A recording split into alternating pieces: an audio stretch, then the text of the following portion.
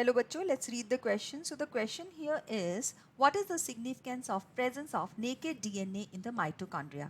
तो इस क्वेश्चन के अंदर जो हमारा की कॉन्सेप्ट है वो है माइटोकॉन्ड्रिया, एक तरह की डबल मेम्ब्रेन बाउंड ऑर्गेनाली जो कि साइट है एरोबिक रेस्पिरेशन का, जिसकी वजह से सिंथेसिस होता है एटीपी का.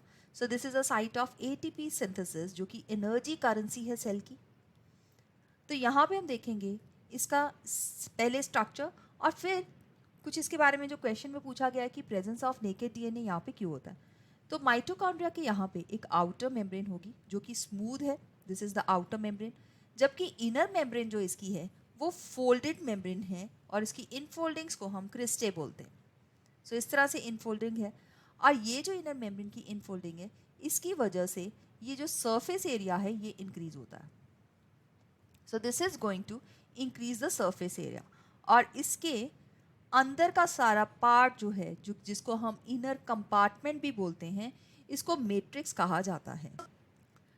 माइटोकॉन्ड्रिया एक तरह की सेमी ऑटोनॉमस ऑर्गेनाली है क्योंकि ये independent of the control of nucleus work कर सकती है और इसके रीज़न ये है कि इसका खुद का अपने पास एक नेकेड डीएनए है. नेकेड डीएनए का मतलब ऐसा डीएनए जो कि हिस्टोन्स के बिना है, प्लस ये डबल स्ट्रैंडेड और सर्कुलर भी है. सो इसको डीएस लिखते हैं, डबल स्ट्रैंडेड को डीएस से रिप्रेजेंट किया जाता है और ये सर्कुलर है. इसके पास कुछ आरएनए मॉलिक्यूल्स हैं और अपना 70S टाइप के राइबोसोम्स खुद के हैं. सो इस वजह से इसको सेमी ऑटोनॉमस ऑर्गेनाली बोला जाता है. तो यहाँ पे देखा है कि इसके पास प्रोटीन सिंथेसाइजिंग मशीनरी खुद की है, तो इस वजह से this can some to some extent ये अपना जो न्यूक्लियस के कंट्रोल्स के बिना भी ये काम कर सकती है. सो यहाँ पे इसका सिग्निफिकेंस जो प्रेजेंस ऑफ डीएनए का है ये है कि ये नेकेड डीएनए जो यहाँ पे प्रेजेंट है, ये डीएनए नेकेड इस वजह से बोला गया है क्योंकि यहाँ पे कोई भी हिस्टोन मॉलिक्यूल्स नहीं है.